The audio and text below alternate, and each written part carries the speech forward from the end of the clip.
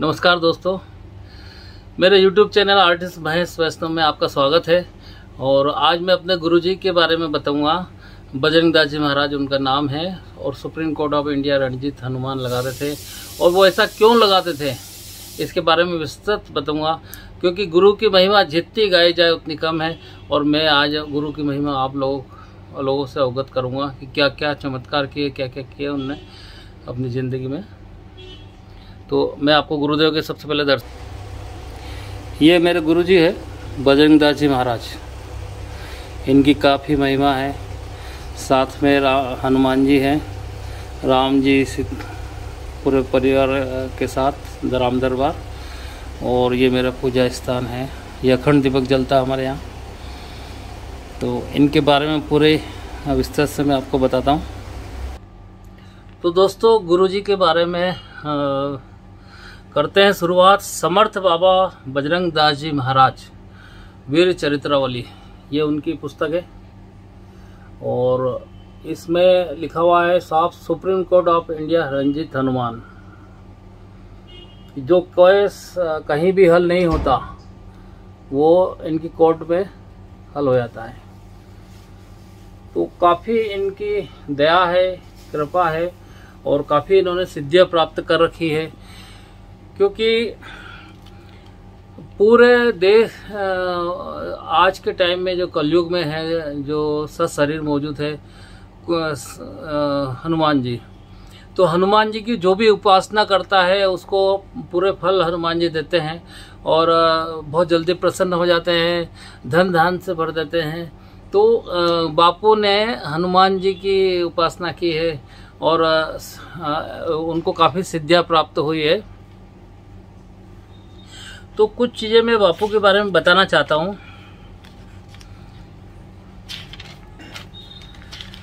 इनका गुरुजी का स्थान है अहमदाबाद के 30 किलोमीटर पहले।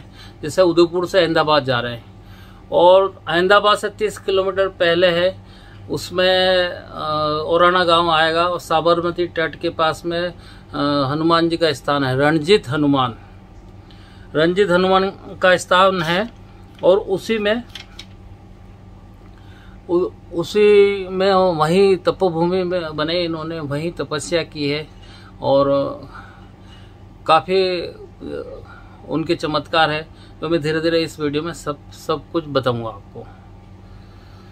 तो सबसे पहले तो हम बाबा वीर बजरंग दास जी की चालीसा पढ़ेंगे, क्योंकि आप भी सुनेंगे तो आपका भी कल्याण होगा और मेरा भी कल्याण होगा। मैं रोज एक पाठ करता हूँ और 11 मुखी हनुमान कवच दे रखा है बापू ने, उसका भी मैं पाठ करता हूँ। तो ये मुझे कंठस्थ है, तो मैं शुरुआत करता हूँ। श्री गुरु चरण सरोज बदौद करे बाबा बजरंग दास को सुमृत होने की फोड़, जिनके सुमृत मात्र पाप जय छाया, ऐसे निर्मल संत को सुमृत हो बारंबार। जय बजरंग दास गुण साय ज्ञान सिले भक्ति जाओ साधु गोदन प्यारी मंगल विरुद्ध। हनुमान जी की परम उपासक, राम नाम की परम प्रकाशक, हाथ बजे खट भी आए देखे विरुद्ध जाए, कांधे मुँह जन साय गल तुलसी की माला जाए, भुज पुलम भक्ति गिरा लगे गंध कालो काला, माथे से तिलक स्वान देकर दहोत पान स्वान सुवीर धाय दोषी पर नर सुकर संत पुनि पान तपय पुनि स्वान सुंदर उचित डमरा दरा हनुमत करवा फिर हनुमान रंजित तुम नाम से शत्रु हारे पंत सुंदर झाकी मंगल मूर्ति जी तुम बाकी नितन हो वे नाम समर्पणारी गया कले चिंता बारी आओ तो मनो सुगारी शंकर राम वीर दे दे सिद्धगण संता मंत्र समुदय दे आओ तिल कर सा डेरा कर बासा बजरंग दास भक्ति पर का सन्निध बनि भगवान सरमन नाना भगत कला पावत नवनिया सलमन के बहन से सभी खिला। जय बजरंग दास दयाला दरस का नन दयाला संध्या समेत बैठी विरासन धर्म ने सिखावन सत्य सनातन धर्म सिखाए कर्म प्रधान नीति बदला मन विनोद बाबू जो करे त्रिवेदी ताप चिंता सफरी जंगल मंगल अतिशाय भक्ति प्रकार दिखला गोदन जिनके छुड़ा बिछुड़ संकोटा भक्ति सूर्य दातरी तेरो उनके तुम मुंडाई जग में नाम अमर बतारो बजरंग दास ढिमरा वारी संतन के तुम मान भ्रा में इसको शरण आली लोग कहानी जानी पे बापू वीर पे होता है धन मत पे तुम्हारी बापू चरी सुनी सुनाते तिमना जो जन प्रार्थना मिट्टी दोष कल्याण जो न संध्या वंदन करी हाथ जो चरण से धरे वंदन कबुन दुखाए मिट्टी का संतोष सुखाए बजरंग मंडल के काय जय बजरंग दास तुम्हारी बजरंग दास सुख चरित कई नर ज्ञान दुश्मन से रक्षा करे राम भक्त हनुमान सियावर रामचंद्र की जय मावती महादेव की जय पवन पुत्र हनुमान जी की जय बोली बजरंग दास जी महाराज की जय। तो ये है बजरंग दास जी की चालीसा। और ये थोड़ा मैं एकदम स्पीड से ही करता हूँ, क्योंकि अगर मैं धीरे करने जाता हूँ तो भूल जाता हूँ। और कई साल से कर रहा हूँ, सन 2000 से ये पाठ कर रहा हूँ। और बापू ने जो 11 मुखी हनुमान कवच मुझे दिया है उसका भी पाठ करता हूँ। और उन्हीं की कृपा है कि आज मैं दिल्ली में हूँ, और जो भी कुछ आज मैं, मेरे बच्चे या मेरा परिवार सक्सेस है तो बापू की कृपा से ही है। और इनकी महिमा इतनी है कि इनका नाम लेके कुछ भी मैं स्मरण करता हूँ तो वो अधिकतर मेरे काम हो ही जाते हैं। अगर जैसे मेरे पास मेरा पेंटिंग का काम है, तो अगर मेरे पास ऑर्डर नहीं है और अगर मैं इनसे प्रार्थना करता हूँ कि मुझे ऑर्डर बापू बहुत कम आ रहे हैं, तो वो इतना ऑर्डर आता है कि मुझे इनसे ही मना करना पड़ता है कि बापू ऑर्डर बहुत ज़्यादा आ रहे हैं, थोड़ा कुछ कीजिए। तो अपने आप फिर थोड़ा लेवल हो जाता है। तो इस तरह से इनकी बहुत सारी महिमा है, बहुत कृपा है। इन्होंने क्या क्या कैसे मतलब वीर गाथा है इनकी, वो मैं पढ़ के सुनाता हूँ, आपको भी आनंद आएगा। और मैं ये कंठस्थ याद नहीं है, ये कभी कभी मुझे पढ़ने का सौभाग्य मिलता है। तो मैं शुरुआत करता हूँ बजरंग दास जी की वीर गाथा। श्री गुरु चरण मनाए गौरी महेश गणेश, कर गए कृपा बिरन सकल सारस शेष दिनेश, कर गई पावन लेखनी सुमृत वीर हनुमान की, बजरंग दास चरित्रावली करु कछुक गुणगान।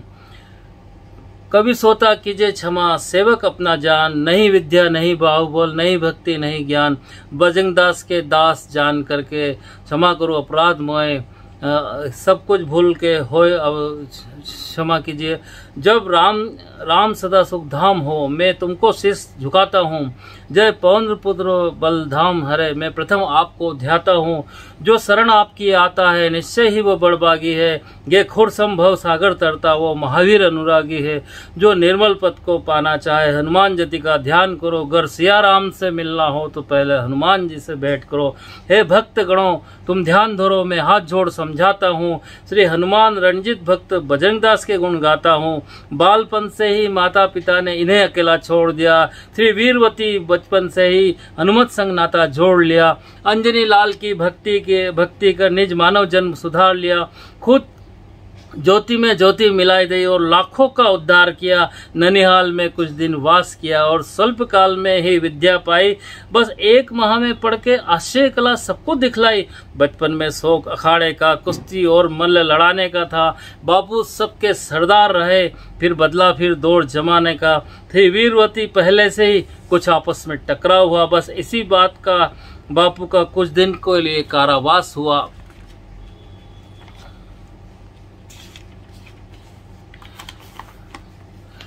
फिर उसी जेल के अंदर में हनुमान जति को ध्यान किया, निज इष्ट देव पहचान यहाँ वहाँ हनुमान चालीसा याद किया। जब जन्मभूमि से निकले सब जड़ जमीन छोड़ दिया, वैराग्य हुआ समझा स्वरूप हनुमान संग नाता जोड़ लिया। यूपी के अंदर जन्मभूमि और एटा जिला बतलाते हैं, इससे आगे का भेद वो किसी को अपना नहीं सुनाते हैं। जो सच्चे साधु होते हैं वे पीछे मुड़कर ना देखे, जिसे हीरे मोती लाल मिले वह कांच की रच को क्यों बेचे। इससे आगे की कथा सुनो मैं सही सही बतलाता हूँ, बापू की महिमा सुन सुन के गीत खुशी के गाता हूँ। है साबरमती तपोभूमि डेरा डेमरा कहाता है, यूपी पोस्ट लाखसोड़ा जिला महसाणा आता है। संवत 1998 में बापू डेरे पे आए थे, जलपान किया होकर पश्चिम कश्यपी गंगा नहाए थे। यह सिद्ध भूमि थी पहले ही बजरंग दास ने पहचाना। जीर्णोद्धार कर मंदिर का हनुमान दिल अंदर से ठाना। ऋषिवर ने पावन भूमि में तप करके संकल्प किया, फिर अपने प्रबल पराक्रम से इस भूमि को कब्जा किया। पूर्व तट ओरान गांव बसा, ऊपर से ध्वजा दिखाती है, वहाँ बापू वीर बजरंग दास की धर्म ध्वजा फहराती है। जहाँ साबरमती गंग बहती है, सब तीर्थ जिसमें आए हैं। श्री शंकर जी से ऋषि कश्यप इसे भूमंडल पर लाए हैं। है यही तपोभूमि जिसमें बजरंग दास ने ध्यान किया और सिंहवर्ती से रह करके इस भूमि का सम्मान किया। इस तपोभूमि में आते ही सब संशय मिट जाते हैं। यहाँ पर हर लता कथा पता कण कण सी राम धुन गाते हैं। इस व्यावान जंगल में रहकर बापू ने कठिन तपस्या की। कई बार यहाँ के लोगों ने जल कर कठिन परीक्षा ली। छल करने वहाँ यहाँ बहुत आई कामिनियाँ, जिनकी अतिमंद मति कोई बाल न बाका कर पाया, जिसके रक्षक हनुमान जति। बापू तो सच्चे वैरागी हनुमान प्रेम में रोते थे, सहते थे वर्षा शीत धूप और कठिन भूमि में सोते थे। 12 वर्ष तक कष्ट सहे, वृक्षों के पत्ते खाए, कभी मुट्ठी चना कभी वह भी मना, ऐसे भी दिवस बिताए थे। जब 12 वर्ष सूर्य सम्मुख होकर खड़े की तपस्या भारी, तब सूर्य से हनुमान जति मन हुए प्रसन्न ब्रह्मचारी। जब देखो डेरे पर आकर चारों ओर हरियाली है, हम सबको आती एक बार बापू के यहाँ तो रोज दिवाली है। इस कलयुग में बापू के यहाँ सतयुग सा दृश्य दिखाता है। इस जंगल में चारों ओर इसी तरफ मंगल ही मंगल छाया है, फिर भी ये लंपट लोग यहाँ बापू को न पहचान सके। बजरंग दास क्या हस्ती है ये निग्रह नर न जान सके। क्या सुख है ईश्वर भक्ति में, विषय कीड़े क्या जान सकते, जिनको खुद को अपना पता नहीं क्या बापू को पहचान सकते। है वीर तुम्हारी जय हो, जय जय हो, अति प्रबल तो आपकी माया हो। संतों की महिमा विचित्र नहीं पार किसी ने पाया है। गौरवशाली गुजरात भूमि में क्षत्रिय सम्मेलन हुआ, सब रजवाड़ों ने आकर के मिलकर बापू को प्रमुख बना दिया। बजरंग दास ने सदा सत्य और धर्म नीति से न्याय किया। फिर राम राज्य की तरह ही वहाँ बापू का जय जयकार हुआ। जो बबर शहर जंगल का हुए वो नहीं छोटे से जीव को सताता है, जो करे सामना आकर के उसको मार गिराता है। बजरंग दास बजरंग भक्त पे निर्बल पे कभी न वार किया। फिर एक समय ऐसा आया कि सत्ता को ललकार दिया। एक नील गाय को दुष्टों ने मिलकर के मार दिया था। भाला बापू का मत्था भवक उठा और दिल्ली का तख्त हिला दिया।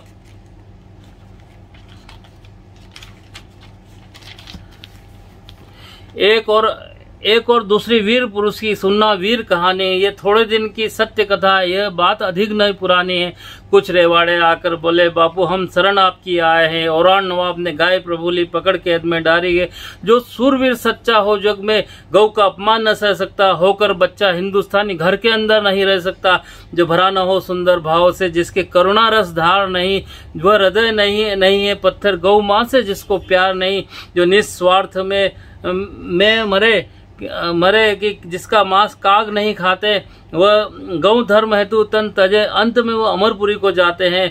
क्यों गाय हमारे वेदों में अति पूजनीय बतलाई है। सारे देवता निवास करे ये गौ में, सुन लो ये चितलाई है।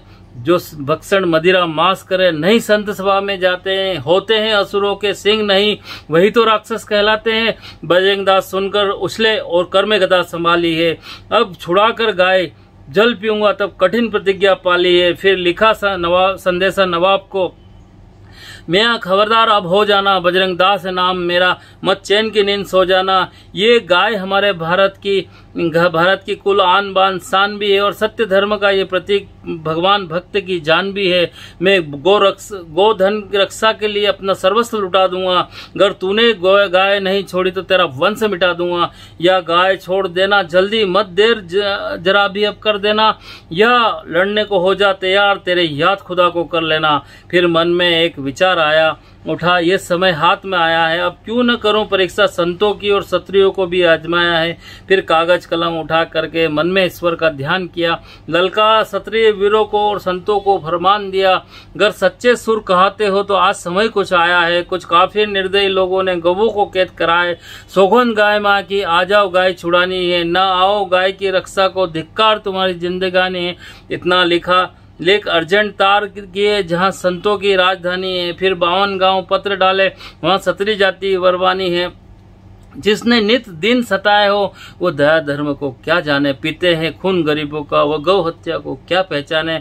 नहीं सुनकर कोई निकला, सबने अपना मुंह छिपा लिया। बस यही देखकर बजरंग दास जी ने बजरंग बली का ध्यान किया। बस एक हाथ में गदा उठाई और एक हाथ में खड्ग लिया। जय श्री राम बजरंग बली की बोल के वहां से कूच किया। फिर 11 मुखी कवच पढ़कर बापू ने संघनाद कर दी। विकराल भयंकर रुद्र रूप दुश्मन की हवा खराब कर दी। जब हद शत्रु की आई तो गदा उठा मही मारी, दुश्मन तो गोलीबारी करे, निकले पानी और पिचकारी। भगवान भक्त के बस में है, जो सच्चे भाव लगाता है, बस वही रूप धारण करके ईश्वर हाजिर हो जाता है। दिल्ली के अंदर अकबर ने तुलसीदास संत सताया था, उस सच्चे साधु ने तुरंत हनुमान जी से ध्यान लगाया था। वहां हनुमान ने अकबर को फिर चमत्कार दिखलाया। झट एक रात के अंदर ही दिल्ली खाली करवाई है। बजरंगदास ने देखा, जब नहीं समय कोई काम आया, हनुमान बने रणजीत वहां फिर चमत्कार दिखलाया है। घर घर में हाहाकार मचा, बजरंग इधर घुस आया है, कोई इधर भागे कोई उधर भागे, सबने शोर मचाया है। देखो तो हजारों बजरंगी बजरंगदास के रूप भय। ये हाल देखकर अति विचित्र शत्रु के शक्के छूट गए।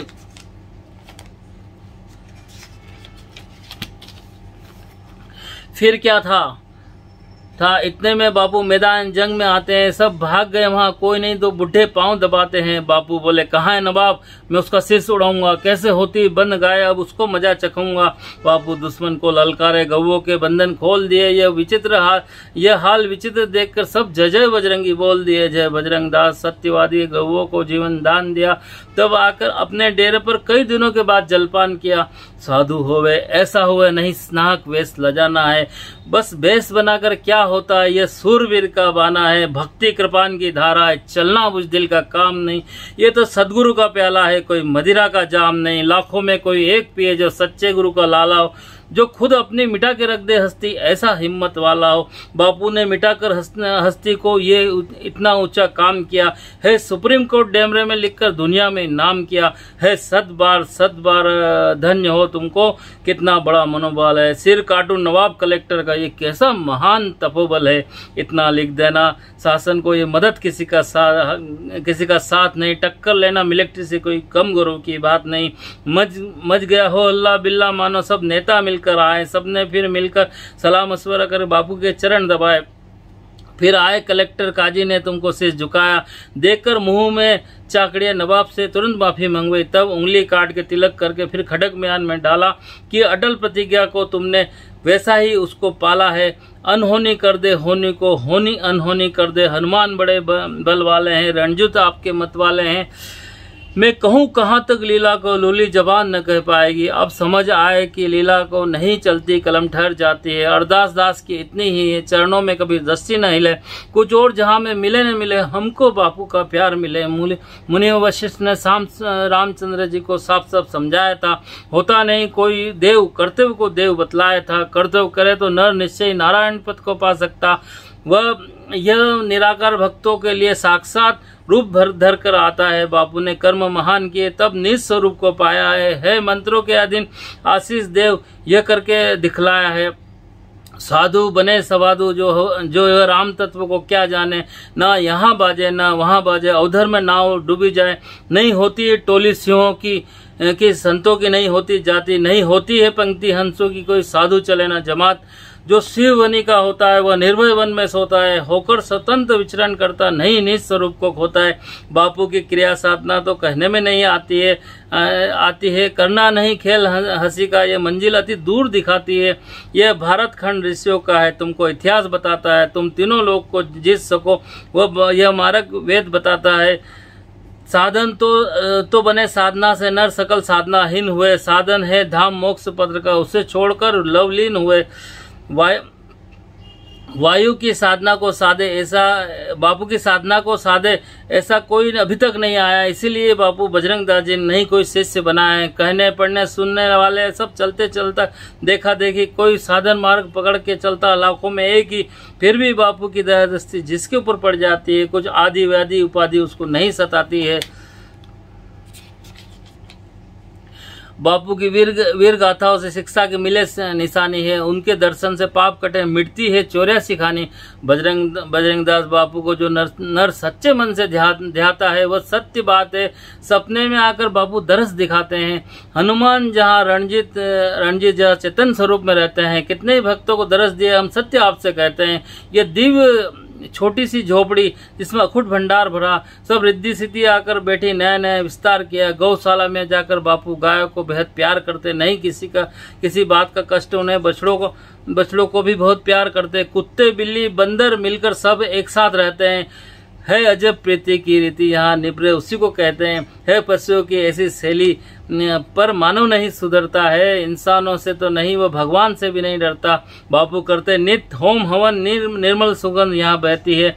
उस हवन कुंड में 40 वर्ष पुरानी अग्नि रहती है। वहाँ मुख्य हवन सामग्री से बापू नित्य हवन कराते हैं। यहाँ कभी कभी श्री राम लिखा अग्नि में हवन कराते हैं, क्योंकि अखंड जलती रहती है हनुमान वीर बलधारा के कि ये कठिन परीक्षा, ये कठिन तपस्या का फल है बजरंग दास ब्रह्मचारी की। मारण मोहन और वशीकरण क्रिया में बापू पक्के हैं। सब देवी देवताओं के कवच सिद्ध कर रखे हैं, फिर भी न किसी के साथ बापू ने बुरा किया। पर आया पेश अनिति से तो बापू ने उसको दंड दिया। बापू अपने भारत को तो प्राणों से प्यारा रखते हैं, भ्रष्टाचारी और व्यभिचारी बापू को नहीं समझते। देखो बापू की देशभक्ति में सबके आगे रखता हूँ, नहीं कीमत कोई समझ न पाया, कहो तुम जहाँ वहाँ मैं कह सकता हूँ। बापू ने अपने भारत में संतों का ऊंचा नाम किया, जिसे कोई नहीं कर सकता था वो ऐसा अद्भुत काम किया है सती जति का सत्य अभी जिस पर सारा ब्रह्मांड टिका। ये जो चाहे कर सकते हैं मेटे ब्रह्मा का लिखा। जिस समय चीन भारत के ऊपर लड़ने को आया था तब ऑल इंडिया पेपर में बापू ने फरमाया था, उस समय वीर बजरंग दास जी ने अपना फोटो छपाया था और भेजो मुझे बॉर्डर के ऊपर, भारत में बिगुल बचाया था। मैं शंखनाद करते ही दुश्मन की फौज हटा दूंगा, है मेरे पास ऐसा साधन, भारत में दुश्मन को धूल चटा दूंगा। उस समय किसी को बापू पर देखो विश्वास न आया, संतों की वाणी भंग करी, उसका फल कैसा पाया। कैसी भारत की विडम की परंपरा है जलते दीपक बुझ गए हैं, तब उनके पीछे आकर के अपना पाखंडी अपना पंथ चलाते हैं। घर जलता रहे एक चिराग तो कितने ही दीप जला देगा, यह वह नीच प्रकाश की आभा से अगणित फूल खिला देगा। पर कैसी विधि की विडंबना है, सच्चाई से तो नर डरता है, अंदर तो काला काग रहे और होड़ हंस की करता है। सो हंस बराबर परम हंस जो मानसरोवर रहते हैं, जो जंगल बीच निवास करे उसी को साधु कहते हैं। घर परमात्मा का काम पड़े तो बापू बस्ती में भी जाते हैं, जो है अटके भूले भटके सदमार्ग उसे बताते हैं। बापू भी बस्ती में जाकर के होम हवन कराते हैं, कैसा भी संकट क्यों ना हो उसे जाकर तुरंत हटाते हैं। सतमार्ग को ना भूलो, नर सतमार्ग वेद बताता है, सत्संगत ईश्वर हरि भजन बस यही काम आता है। इस मानव तन को पाकर के संतों के दर्शन कर लेना, ये नर तन मिले न मिले बार बार झोली भक्ति से भर लेना। नहीं बने किसी के साथ भला तो बुरा भी मत करना। छल कपट झूठ बेईमानी और अधर्म से पेट मत भरना। चलना सब नीति धर्म से मिलकर बजरंग दास जी का कहना है। यह दुनिया रैन बसरा नहीं सदा किसी को रहना है। अब समय बड़ा विचित्र आया, न सावधान तुम हो जाओ, है ऐसा साधन सनातनी, बचना हो तो उसको अपना लो। ये नर तन की अवध पूरी है, प्राण राम रखवाला है, जब तक शरीर में प्राण रहे तभी तक है उजाला है। इस प्राण राम की रक्षा को कोई धारण कवच किए रहना, श्री राम रक्ष सर्वोपरि मंत्र लिए रहना। हनुमान कवच धारण करके नर नराधीन बन सकता है, हो बापू जैसा सुरवीर ही वही धारण कर सकता है। कोई समय विपत्ति का आ जाए हनुमान कवच को पढ़ लेना, अगर इतना भी न कर सको तो बापू का सुमरण कर लेना, वो घड़ी तुम्हारी संकट की निश्चय टल जाएगी। मैं अपना अनुभव कहता हूँ निश्चय ही शांति आएगी। अवधूत काल को छोड़ करके यहाँ के वर्तमान में आता हूँ। ये वीर पुरुष क्या कहते हैं, ये शुभ संदेश सुनाता हूँ। है भारत की संतानों, अपने गौरव को पहचानो, हम दुखी आज क्यों हैं, अपने कर्मों का फल जानो। मैं चारों तरफ देखता हूँ तो आती है नजर निराशा है, अब भाई भाई बना यहाँ खून का प्यासा है। रक्षक ही भक्षक बन बैठा, सब क्षत्रिय धर्म गवा दिया, ये विप्र विदूषक बन बैठा, निज कर्म कांड को त्याग दिया। है मानव शुद्ध जन्म से तो कर्मों से शुद्ध महान हुआ, कोई देता नहीं साथ सत्य का एक कैसा हिंदुस्तान हुआ। भारत की उज्जवल संस्कृति को तोड़ रहे हैं नर नारी, मर्यादा तज कर निज पश्चिम की वाहवारी है सकल पदार्थ भारत में, पर मानव मिट्टी खा रहा है, कंचन सुंदर काया को पापों के दाग लगा रहा है। ये मानव दानव बन बैठा, नित पेट भरे और सोता है, यह सपने में भी नहीं जानता धर्म कर्म क्या होता है। बन गया कुकर्मी ये मानव, निर्बल पर अत्याचार करे, असहाय बनी अबलाओं पर ये कैसा दुर्व्यवहार करे। बेईमान बदकारों ने दिनों को दिन बना है, रिश्वतखोरी दिन में चोरी चारों ही तरफ छाया है। नेताओं ने कैसा देखो बगले का भेष बनाया है, नित लाखों अत्याचार करे, खो को रूप दिखाया है। गौ पर अत्याचार हुआ, गोकट है भारत में है भारी, ये बढ़वे बैठे कुर्सी पर, भारत की दशा बिगाड़ी है। गौ माता दुर्बल घूम रही, गोधन भूखा तड़पता है, गौ सेवा बिल्कुल बंद हुई, बस सिर्फ दूध से नाता है। बजरंग दास बापू को न गौओं का दुख बर्दाश्त हुआ, बस इसी वजह से दुख है उनको हिंदू का उपवास हुआ। अब हिंदू हिंदू नहीं रहा, निज कर्म कर दिया कच्चा, इस इन वर्ण संकुल से मिलकर रहता हिंदू का बच्चा। नंगा नारी भ्रष्टाचारी के हाथों शासन है भारत का, छोड़ी पे अब मर्यादा प्रीत प्रेम व्यवहार करे सब स्वार्थ का, निस्वार्थ पर देखो कब्जा कर लिया लुटेरों ने, स्वानों ने ओढ़ी सिंह खाल और मुंह छिपा लिया शेरों ने। है आज आदमी भारत का कैसा बन गया है लफंगा, हर गांव गांव शहर शहर गली गली में होता है दंगा। अब रोज हजारों नर नारी बिना मौत ही मारे जाते हैं। ये बात हुई मामूली, अब गौ और संत सताए जाते हैं। देखो भारत के वीरों, अब गौकट भारत में बंद करानी है, पाखंडी देशभक्तियों से मिलकर सबक सिखाना है। 57 वर्ष व्यतीत हुए बापू ने अन्न नहीं खाया, गौकट जब तक बंद नहीं हो तब तक ये सब प्रण दिखलाया है। कोई क्षत्रिय सूरवीर बालक भारत का माता का लाल, जो सत्य धर्म के मदद करे और ऊंचा करे संतों का भाल। भारत माँ के वीरों देखो सिंहों की रहनी में जागो, ठहरो रुक जाओ अवसर है स्वानों के पीछे मत भागो। तुम कर्म करो भूमि पर आए हो शुभ कर्म करो, नीच को पहचानो। बजरंग दास ललकार का कहते हैं कर्म प्रधान जग को जानो। छल दम्भ देश पाखंड सब झूठ यहीं पड़ा रह जाएगा, बजरंग मंडल दास बापू के जन्म गुण गाएगा। हे परम गुरु बजरंग दास जी मैं सिर चरणों में रखता हूँ, जय श्री राम बजरंग बली की लीला पूर्ण करता हूँ। बापू के वीर चरित्र को जो भी नर सुनाएगा हो सभी कार्य उस पूर्ण उसके, वह कभी न धोखा खाएगा। बजरंग दास की वीर गाथा और चालीसा को जो भी गाएगा, निश्चित प्रतीत करना भाई सतमार्ग पर डट जाएगा। बजरंग दास के शुभ चरित्र सुनी जो नर दे ध्यान, दुश्मन से रक्षा करे। सियावर रामचंद्र राम भक्त हनुमान। सियावर रामचंद्र की जय, उमापति महादेव की जय, वृंदावन कृष्ण बलदाव की जय, पवन पुत्र हनुमान जी की जय, बाबा वीर बजरंग दास जी की जय।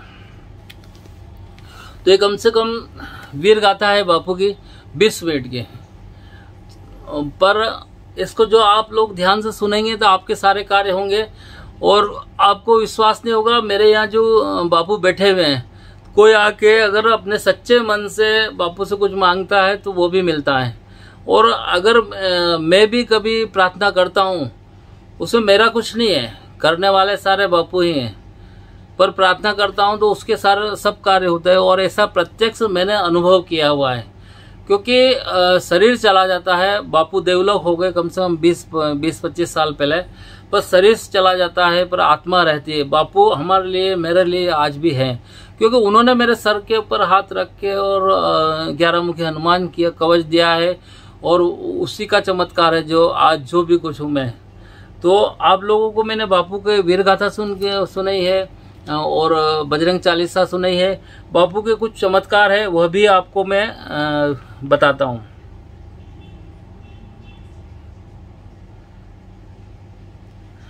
तो बापू की विशेषता और चमत्कार, तो पहला कि 100 वर्ष जब उनके हुए तो उन्होंने आयु गिनना छोड़ दी। उनको ये भी पता नहीं कि 100 वर्ष के बाद में आयु गिना, कि 100 वर्ष तक तो गिनी कि हाँ अब 100 वर्ष हो गए, पर इसके बाद आयु गिनना छोड़ दी। दूसरा चमत्कार है 57 वर्ष से अन्न नहीं खाया है, गौकट बंद हो तब अन्न खाऊंगा ऐसी प्रतिज्ञा की थी।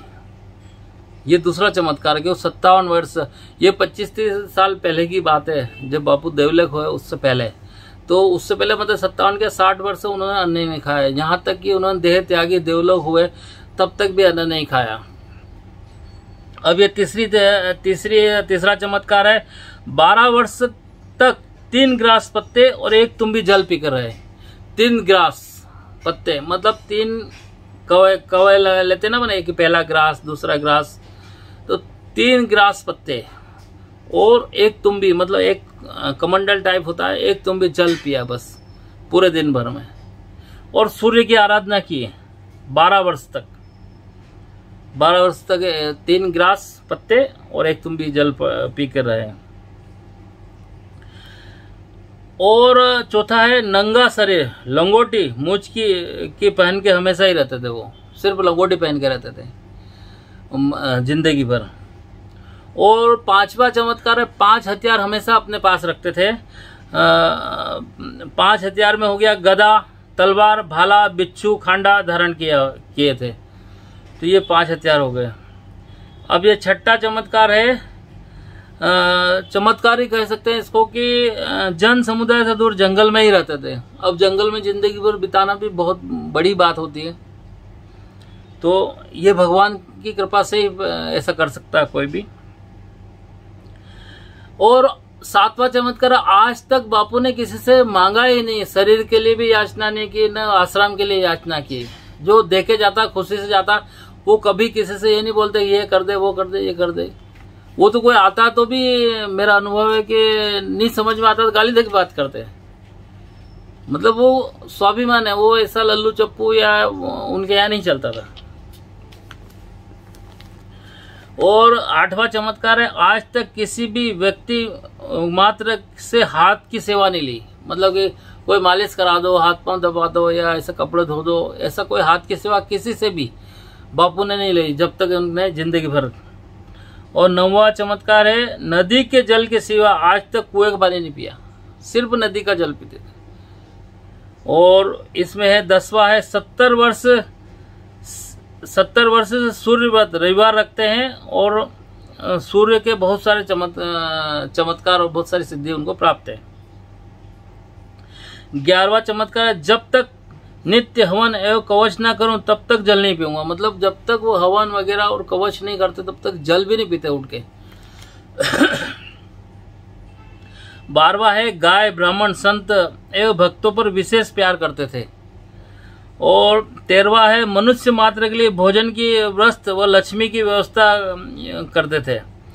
कोई भी मनुष्य आता उसको बिना वहां खाए बाहर नहीं जा सकता था। और कोई भी किसी की बहुत जरूरत हो या किसी प्रकार से शादी कराने हो बच्चों की, तो मनुष्य की जो जरूरतमंद है उसकी हेल्प करते थे।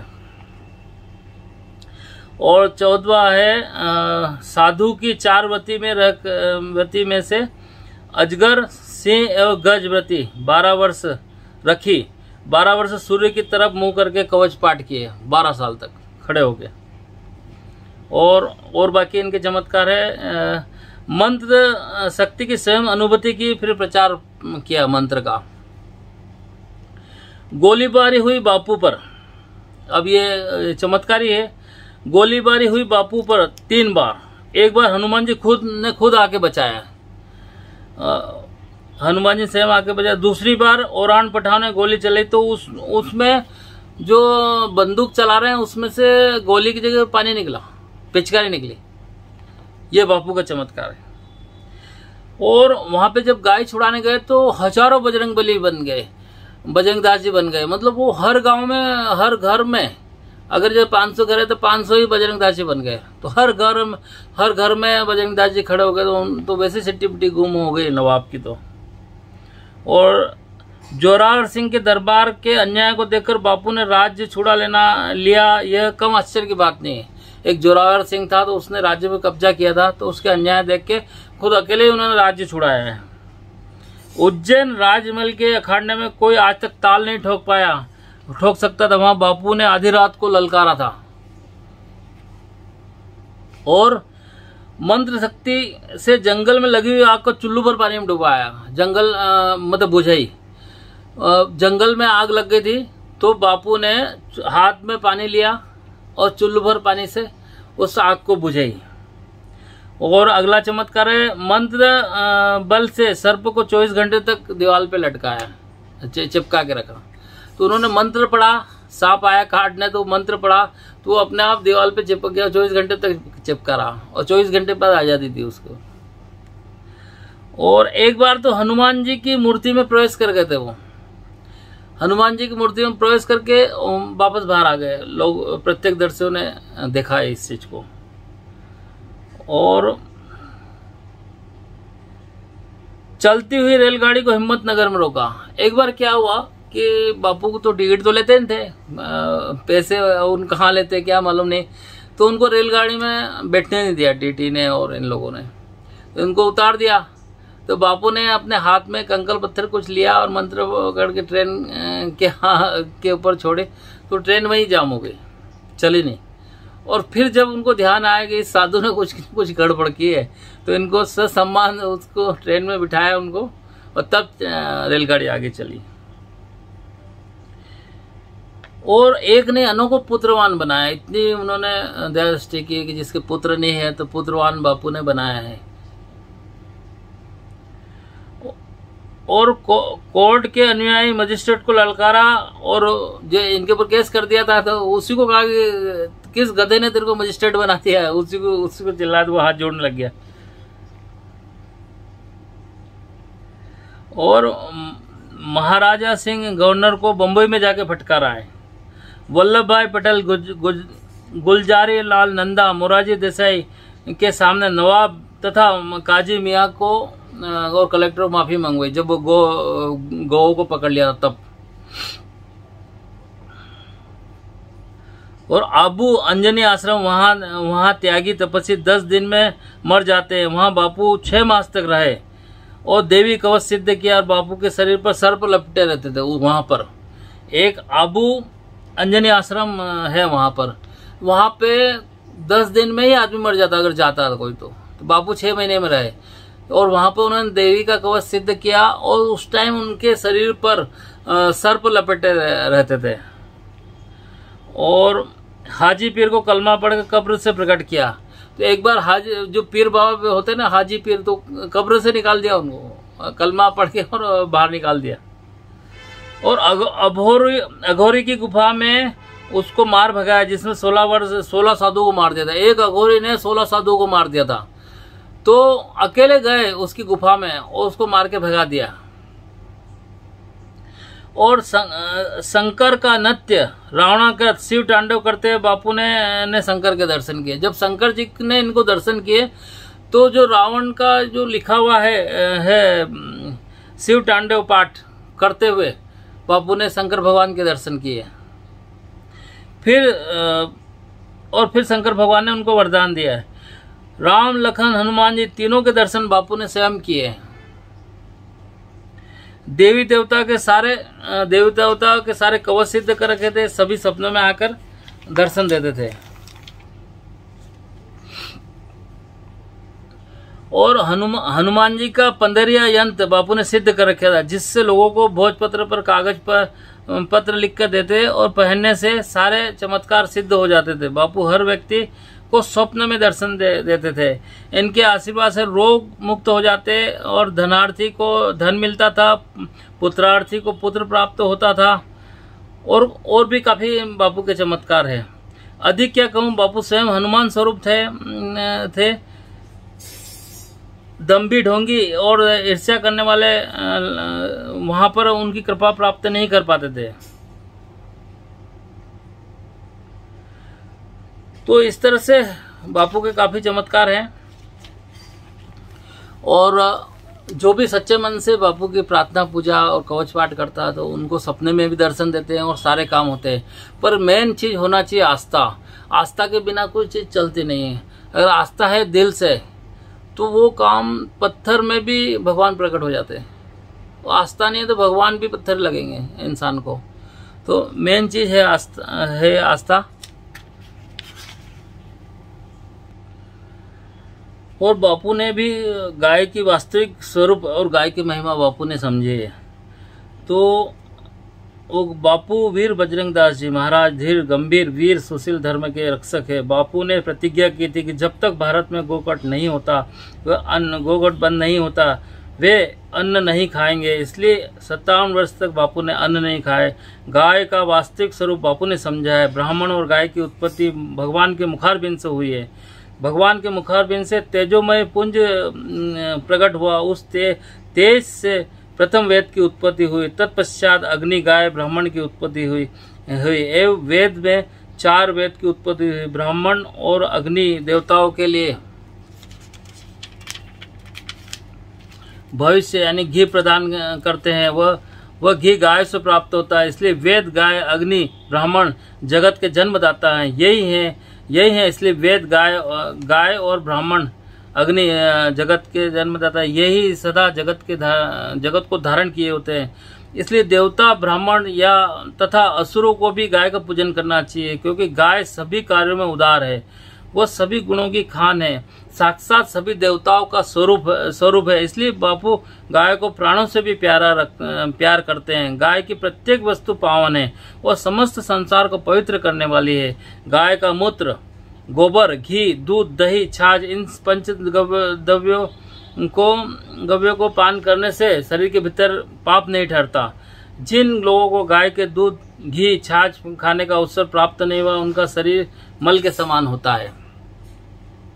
घी 1 मास तक शरीर में प्रभुत्व रखता है, अथवा जिस मनुष्य ने अपनी रोजी रोटी को गोघृत में से सिद्ध किए बिना पाता है, उसके भोजन में प्रेत का भाग रहता है। इसलिए गाय चारों पुरुषार्थ प्रदान करने वाली होती है।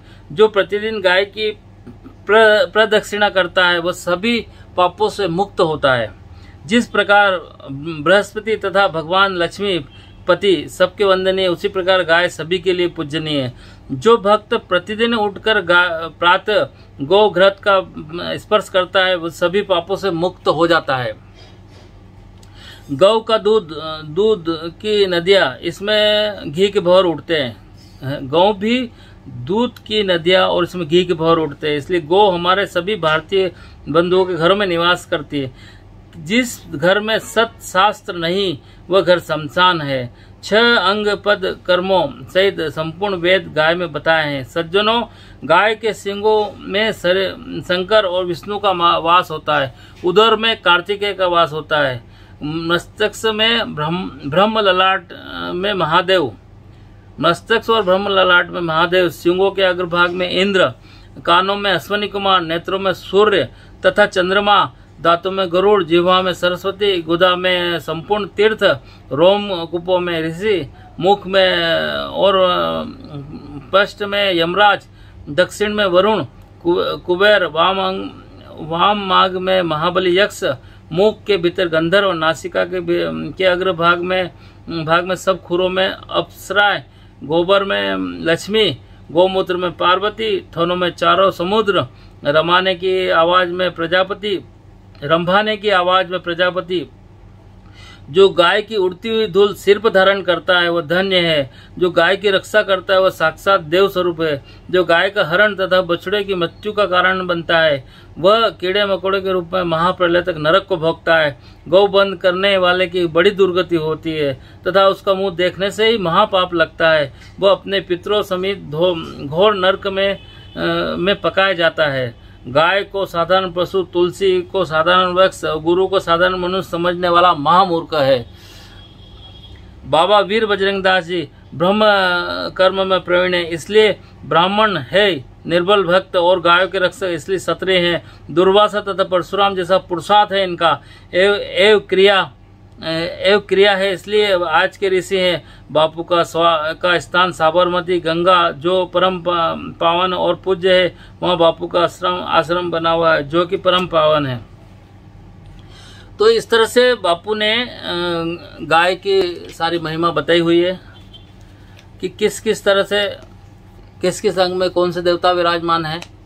और बापू ने चार संकल्प लिए, मतलब प्रतिज्ञा की थी, वो भी मैं बता देता हूं आपको। बापू ने जीवन में प्रेम, परोपकार, धर्म के लिए कष्ट सहन करने के सिवा उनको कुछ भी अपने लिए कुछ नहीं किया। उन्होंने जीवन में महान संकटों का सामना किया। बाबा वीर बजरंग दास जी महाराज का जीवन पितामह भीष्म की तरह दृढ़ और निश्चयात्मक है। कठोर प्रतिज्ञाओं के पालन और निर्बल की रक्षा और ईश्वर की सच्ची भक्ति का लक्ष्य रहा है। उन्होंने अपने जीवन में 4 प्रतिज्ञाएं की। एक तो ये कि नवाब कलेक्टर का सिर काटूं, तब खड्ड म्यान में डालूंगा। तो परिणाम उनको माफी मंगवाई और अपने पैरों की खड़ाऊ उनके मुंह में दबाकर माफी मंगवा के छोड़ा।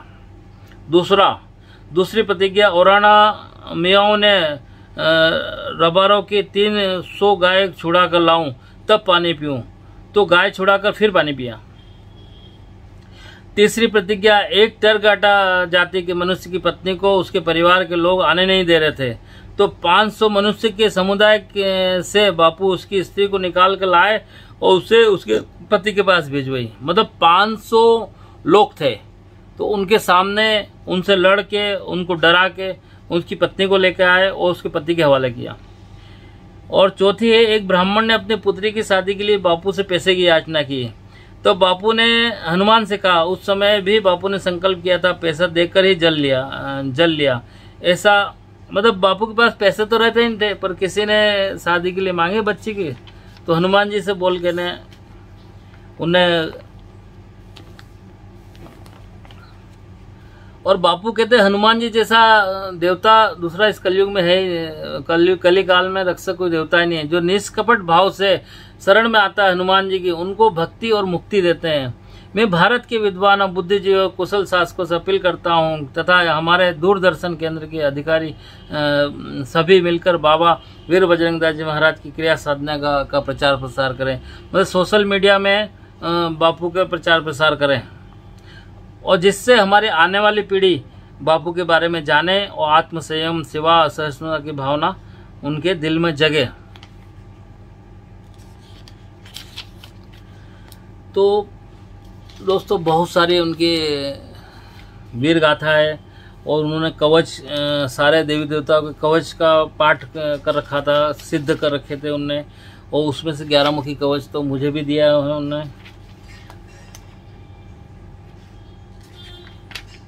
उन्होंने कवच के बारे में बताया है कि कवच क्या है। जिस प्रकार शरीर को शीत, वर्षा, धूप आदि से बचने के लिए प्राणी कपड़े पहनकर दैहिक तपों से बचता है, ठीक उसी तरह प्रकार भूख प्यास मिटाने के लिए अन्न और जल की आवश्यकता होती है। इसी तरह से मनुष्य को दैहिक, दैविक और भौतिक त्रय पातों से कवच मंत्र हमारे सनातन धर्म के अंदर 5 देवों की पूजा बतलाई गई है। इन 5 देवों में एक अपना इष्ट होता है। जिस तरह स्त्री के लिए परिवार में सास ससुर और देवर जेठ जेठानी, पुत्र पुत्री आदि प्रिय होते हैं, परंतु पति उन सब में परम प्रिय होता है, ऐसे ही भक्त देवी देवताओं को श्रद्धा के साथ पूजते हैं। इसी प्रकार वह अपने इष्ट पर विशेष प्रेम रखता है। यह स्वाभाविक भी है। इष्ट बिना भ्रष्ट हर वह मनुष्य के लिए अपना इष्ट मानना जरूरी है। इष्ट 5 देवताओं में से कोई भी हो सकता है। गणेश, शिव, विष्णु, राम, कृष्ण, सूर्य देवी देवता, देवी ईश्वर कोटि के देवता। ऐसे में हनुमान जी शिव स्वरूपी है, शंकर का 11वां रुद्र है। इसीलिए धर्म प्रेमियों को 5 कवच करने चाहिए। अगर 5 कवच न कर सको तो एक अपने इष्ट का कवच जो श्रद्धा, विश्वास और प्रेम पूर्वक करना चाहिए, क्योंकि शरीर रक्षते रक्षते धर्म, मतलब शरीर की रक्षा करना मतलब इंसान का धर्म होता है। कवच मंत्र की विशेषता तथा उससे होने वाले लाभ। कवच अभेद होते हैं क्योंकि उनके अंदर मंत्रों की का बल आ जाता है। वह देवी देवता, वह देवता जिसका हम कवच पाठ कर रहे हैं, वो हमारे शरीर के हर एक अंग में विराजित हो जाते हैं, इसलिए मंत्र अधीन देवता होते हैं। ऐसा ही रामायणकार बाबा तुलसीदास जी लिखते हैं कि जंगल में बाघ आदि का भय आ जाने पर, चोर चंडाल का भय आ जाने पर, हजारों शत्रुओं के मध्य गिर जाने पर, जंजीर से बांधे जाने पर, पानी के ऊपर समुद्र आदि में बह जाने पर, कोर्ट कचहरी का मुकदमा लग जाने पर, राज दरबार घर में लक्ष्मी का अभाव आने पर, ब्रह्म हत्या का पाप लग जाने पर कवच पाठ प्रारंभ कर दो, आपकी निश्चय रक्षा होगी। कवच कौन धारण कर सकता है? कवच वेदे ही वेदांती सच्चा साधक इसे पढ़ने और धारण करने के लिए कोई भी जाति बंधक नहीं है, क्योंकि जन्म से तो वह हर मनुष्य शुद्ध है। कर्म प्रमाण जाति विधान है। इस साधन को करने वाला व्यक्ति प्रथम को मिताहारी होना चाहिए, जितेंद्रिय होना चाहिए। मिताहारी शुद्ध सात्विक आहार करने वाला, शुद्ध देश पवित्र स्थान में रहने वाला होना चाहिए। झूठा नहीं कर सकता, कामी नहीं कर सकता, स्वार्थी नहीं कर सकता, मांसाहारी नहीं कर सकता, चोर आदि विकार वाले मनुष्य इसको नहीं कर सकते। तो ये बापू ने काफी। तो मित्रों, जो गुरु की कृपा होती है तो उसको और किसी कृपा की जरूरत नहीं पड़ती। गुरु कृपा से ही इष्ट खुश होते हैं और सारे धन धान से इंसान भर जाता है। तो एक बार हम गुरु आराधना कर लेंगे तो अच्छा रहेगा। मैं सबसे पहले अपने गुरु जी की आराधना करता हूँ। गुरु बजरंग चालीसा तो है ही है, इसके अलावा भी तो 2 मिनट की है, कर लेते हैं। गुरुर्ब्रह्मा गुरुर्विष्णु गुरुर्देव महेश्वर गुरुर्साक्षात् परम ब्रह्म तस्मै श्री गुरुवे नमः। ध्यानमूलं गुरुर्मूर्ति पूजामूलं गुरुर्पद्मनं मंत्रमूलं गुरुर्वाक्यं मोक्षमूलं गुरुर्कृपा खण्डमण्डलाकारं व्याप्तं येन चराचरं तत्पदं दर्शितं येन तस्मै श्री गुरुवे नमः। ब्रह्मानन्दं परं सुखदं केवलं जनं मृत्युं जन्वादितन्म गगनसदस्यं तत्मत्स्यादिलक्षणम् एकं नित्यं विमलं अचरं सर्वादिसाक्षी भूतरं भावातीत त्रिगुणं रहितं सद्गुरुं तं नमामि नमामि सद्गुरुं शान्तं प्रत्यक्षं शिवरूपिणं शिरसा योगपीठस्थमुक्तिकामसिद्धिदं प्रातः शिरसा शुक्लब्जोदिनतरं दिव्यजं गुरुं वराभ्यं करं शान्तं स्मृतं नाम पूर्वं प्रसन्नात्मकं च सर्वदेवस्वरूपिणं तत्पादोदगजाधाराणि पतन्ति सर्वमुनिधनित्या संचलयन्त ब्रह्मादिगतं मलं तत्सणादिर्जो भूत्वा जायते स्फटिकपं तीर्थानि दक्षिणे पादवदंसमकरक्षितं पूज्य दर्शितं तद्मिध्यानपूर्वकं तस्मै श्रीगुरुवे नमः। तमेव माताय पिता तमेव बन्धु सखा तमेव विद्या द्रविणं तमेव सर्वं नम देव दे। तो गुरु प्रसाद से जिनका अंतकरण शुद्ध हो चुका है, अनंत में सभी भाव भिनी गुरु सेवा है और गुरु प्रसाद का मूल्य समझ में आ गया हो, तो उस साधक अथवा शिष्य को अन्य किसी शुद्धि की आवश्यकता नहीं रहती है। जो गुरु का महत्व समझ गया है तो उसको और कोई सिद्ध करने की जरूरत ही नहीं है। वह निस्वार्थ भाव से जो भी कुछ करेगा वो शुद्ध ही होगा। और जो गुरु का महत्व समझ के कोई भी कुछ भी काम करेगा तो वो सब काम शुभ ही होंगे उसके। गुरु की पवित्र सेवा में जिनका तन मन धन यज्ञ रूप बन गया हो, उसे गुरु कृपा से कोई दोष नहीं लगता। उसे अन्य तीर्थों में क्या प्रयोजन है, और उसका मन ही मंदिर है, तो उसको तीर्थों की जरूरत ही नहीं है। अगर गुरु कृपा में इतना और गुरु की भक्ति में इतना डूब गया है वो, तो और किसी तीर्थ में जाने की उसको जरूरत नहीं है, क्योंकि वो खुद उसका शरीर, उसका एक दिल मन और आत्मा मंदिर बन चुकी है। जिसे अपने गुरु का पूर्ण श्रद्धा और विश्वास है, वह चलता फिरता वो तीर्थ धाम है। अगर किसी भी प्रकार की मुसीबत आ जाती है इंसान को, तो अगर गुरु में विश्वास रखे तो सारे काम सिद्ध होते हैं। क्योंकि इसका एकमात्र उदाहरण मैं भी हूँ कि जब भी कभी कोई संकट आया है तो मैंने अपने गुरु जी को याद किया है, गुरु का ध्यान रखा है, गुरु का स्मरण किया है। अगर मैं कभी भूल भी जाता हूँ तो गुरु मेरा ध्यान रखते हैं, कहीं न कहीं से रास्ता निकाल ही देंगे। कोई भी भयंकर विपत्ति आई हो तो आज तक तो गुरु ने बचा के रखा है, मेरे ऊपर कुछ नहीं आने दिया है। क्योंकि गुरु कृपा का साक्षात मैं अनुभव करता हूँ। तो इसमें लिखा हुआ है कि जो गुरु में पूर्ण विश्वास श्रद्धा रखता है तो तीर्थ धाम बन जाता है। तो वो उस इंसान का कुछ नहीं है। अगर वो भगवान की जो आस्था रखता है गुरु में, तो वो वही कृपा काम आती है। वो गुरु मेन है, इंसान का कुछ। अगर आस्था रखेंगे तो सारा आगे से आगे संकट गुरुदेव हरेंगे, पर वो आस्था ही तो मेन होती है ना, इंसान का कुछ उसमें नहीं है। अब देख लो कि मैं कहाँ उदयपुर में रहने वाला हूँ, उदयपुर से दिल्ली आना, और इसी दिल्ली में बहुत संकट से बिल्कुल घिर गया था। तो सन 2000 में गुरु के शरण में गया, और सन 2000 से आज तक गुरु की शरण में हूँ।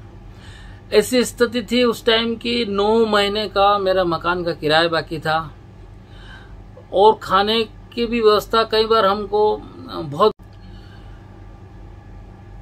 बहुत मुश्किल से ही वो जो हमारे घर गृहस्थी चल रही थी। उस टाइम मैं अपने गुरु की शरण में गया, तो उसके बाद में मेरा सारा काम बनना स्टार्ट हो गए। और मेरे जो भी जैसे पेंटिंग का वो काम तो मेरा वहाँ बंद हो गया था। तो मैंने लोगों से माल लिया एग्जीबिशन लगाने के लिए, और पूरे इंडिया में एग्जीबिशन लगी। और शुरुआत में ही जो 2001 में मैं जब गोवा एग्जीबिशन लगाने गया, तो मेरे पापा को और एक लड़के को वहाँ छोड़ा मैंने। तो वहाँ पर छोड़ के मैं उदयपुर आ गया, और उदयपुर आने के बाद में जब एग्जीबिशन में जो कमाई हुई और जो भी पेंटिंग लोगों की लेके गया हूँ मैं, तो मेरे पापा जब लेके आ रहे थे सामान तो पीछे डिक्की में रखा हुआ था। तो वो गोवा और बॉम्बे के बीच में वो सामान चोरों ने निकाल लिया। अब आप देखो कि कितनी कठिन परिस्थिति थी कि जो सामान लिया है एग्जीबिशन के लिए वो लोगों से लिया है, और जो बिका है वो पैसा उसमें पेटी में रखा हुआ है, और वो सामान और पैसा पेटी में रखा था, और वही चोरों ने निकाल लिया। अब बॉम्बे में पता चला तो क्या कर सकते थे। पुलिस वालों से बात की तो बोले कि अभी तो हमको तो 5,000 रुपये दो सिर्फ रिपोर्ट लिखने के, सामान तो गया, वो कब मिलेगा क्या है पता नहीं। अब वो 5,000 कहाँ से लाए, और जो पैसा था उस पेटी में था। तो मेरे पापा लेके उदयपुर आए। तो सबसे पहले जब जैसे ही वो आए तो मैं पेटी को ही देख रहा था, मैं पेटी कहाँ है। वो सामान जो बड़ी पेटी थी उसमें सभी लोगों को पेंटिंगें थी। तो मैंने उनसे ही बोला कि तो उनकी आंखों में आंसू थे। तो मैं समझ गया कि ये मेरी परीक्षा का टाइम है। मेरे पापा के आंखों में आंसू मैं नहीं देख सकता। तो मैंने उनको कहा कि आप टेंशन मत लो, निपटेंगे जैसा होगा। और गाड़ी उठाई उसी टाइम, और न्यूज़पेपर के रात को 10 साढ़े 10 11 बजे की बात है। तो न्यूज़पेपर के ऑफिस में जाके एक मैटर निपटाया और सारे अखबारों में दे दिया कि आर्टिस्ट का सामान चोरी हो गया। और जो भी आया, अब पेमेंट जिनकी पेंटिंग ली तो उनको पेमेंट तो करना था, जो भी आया पेमेंट लेने उसको अखबार सामने रख दिया। और उस टाइम मैंने यही सोचा कि भगवान कुछ देने से पहले लेता है। अगर किसी भी चीज में, बिजनेस में भी आप करोगे तो पहले नुकसान होगा, क्योंकि भगवान बहुत कुछ देने वाला है, तो इसलिए पहले नुकसान करेगा। तो इसी तरह बापू की शरण में 2000 में गया तो 2001 में मेरा नुकसान हुआ 2 महीने के अंदर 2-3 महीने के अंदर ही। तो मैंने उसको परीक्षा का लिया, क्षण माना। मैंने बापू से कहा कि ठीक है आप इसमें खुश हो तो कोई बात नहीं, पर मैं आपकी पूजा पाठ नहीं छोड़ूंगा, क्योंकि आपने लिया है तो दोगे भी आप। मैंने मांगा भी नहीं, वैसे मुझे पता है कि वो करने वाले हैं, क्योंकि बापू की महिमा, हनुमान जी की महिमा मैं जानता हूं। तो जब सामने वाला पहले ही अपना ध्यान रखने वाला तो बार बार क्यों कहना कि भी तू मेरा ध्यान रख, तू मेरा, तो और चिढ़ जाए रोज रोज क्या है मेरा ध्यान रख, मेरा ध्यान रख। अरे आपको अर्पित है जिंदगी, मुझे नहीं मांगना आपसे, आपको ध्यान रखना है और आपको अर्पित है। आपको अगर मेरा बुरा करना है तो भी मैं खुश हूं। अगर आपको लगता है कि यार आप में इसका बुरा होने से आप खुश हो तो मेरी खुशी है। तो मुझे पता है कि आपके बच्चे हमारा आप बुरा नहीं होने देंगे। तो उसके बाद ये इसी भावना से मैं बापू की पूजा पाठ उसमें लगा रहा, और 6 महीने के अंदर दिल्ली से ऑर्डर आया। यहाँ आश्रम में एक इंदु गुप्ता है जो अभी डेवलप हो गया उसका, तो उसने 70,000 का ऑर्डर दिया और 1 लाख का माल लगभग मेरा चला गया था लगभग। तो 70,000 का ऑर्डर दिया तो काफी कुछ, आधा मतलब 50,000 कवर हो गए, कुछ तो माल के लगे हैं, पर काफी कुछ पैसे कवर हुए। और इस तरह से मेरी गाड़ी संभलना चालू हुई। और उसके बाद में मैं दिल्ली आया, और दिल्ली में यहाँ पर मैं अकेला रहता था, एक छोटी सी, जिसमें एक पलंग भी मुश्किल से आता है। और एक स्टूडेंट्स के यहाँ में क्लास लेने जाता था। 1500 रुपए में 5 पेंटिंग सिखाता था मार्बल के ऊपर, और गाड़ी में जाना, बस में जाना, बस में आना, और बाकी टाइम पेंटिंग का काम करना। क्योंकि मुझे पता है कि 1500 रुपए से 1500 तो मेरे उसका रूम का किराया था। तो मैंने सोचा कि भाई बाकी टाइम में काम करूं, तो वहां से जैसे आता मैं काम पे लग जाता था, क्योंकि मुझे अपने घर 9 महीने का मेरा मकान का किराया बाकी था। तो कैसे पूरा होता। तो मैंने हिम्मत नहीं हारी, और मैंने इसी दिल्ली में 25-30 किलोमीटर पैदल चला हूं मैं। क्योंकि अगर मैं 10 रुपए भी लगाता हूं तो मेरी फैमिली का क्या होगा, क्योंकि वहां पर पैसे पहुंचाना, बच्चों के 3-3, 4-4 साल से कपड़े नहीं लाया था, और एक मकान मालिक जी अलग खाते कि ना लाओ महेश जी कब आएंगे, पैसे कब आएंगे। तो यहां से कमा के मुझे वहां भेजना मेरे लिए बहुत बड़ी, पर मैंने बापू पे विश्वास रखा और अपनी मेहनत पे, तो अच्छा सही रास्ता दिखाते गए। कम से कम 2.5 साल तक मेरा संघर्ष का टाइम चला। वो मुझे मालूम है कि मुझे निराश नहीं करेंगे, मेरा साथ देंगे बापू, हर टाइम मुझे ऐसा महसूस होता था। और धीरे धीरे काम जमता गया। वो स्टार्टिंग के टाइम में मेरे साल में 5-5 महीने उपवास रहे,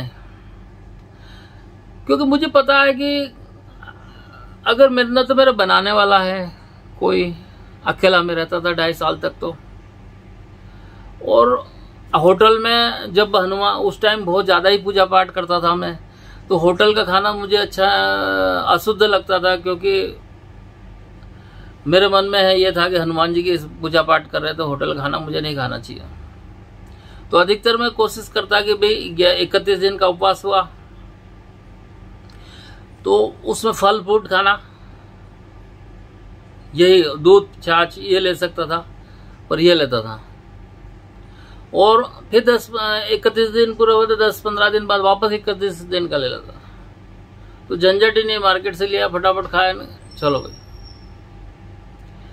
तो संघर्ष से मैं कमजोर नहीं हूँ, बचपन से संघर्ष किया, ये तो कुछ नहीं है। ये भी एक दौर था, वो भी एक दौर है, कोई दौर रहता नहीं है।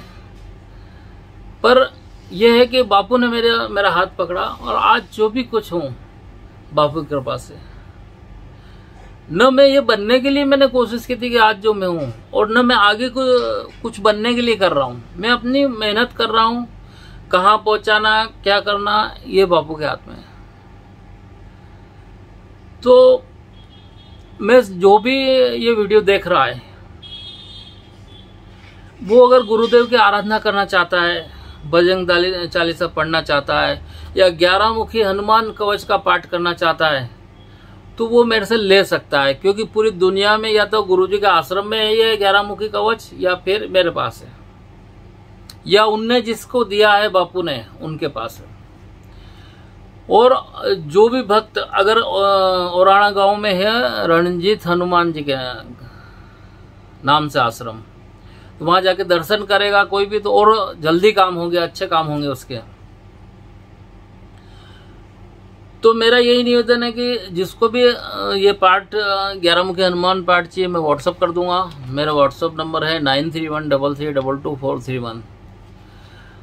और अगर भगवान की सेवा पूजा में लगते हैं और कोई परीक्षा हो तो घबराना नहीं कोई। मैं उसका उदाहरण हूँ कि हमेशा भगवान ने मेरा साथ दिया है, और साथ निस्वार्थ सच्चे दिल से जो भी भगवान को मानता है, उनकी कृपा का अनुभव करता है, तो उसका साथ देते हैं भगवान। और जो मेरे आर्ट गैलरी है उसका नाम रणजीत हनुमान है, Ranjit Tanjore art by Mahesh Vaishnav.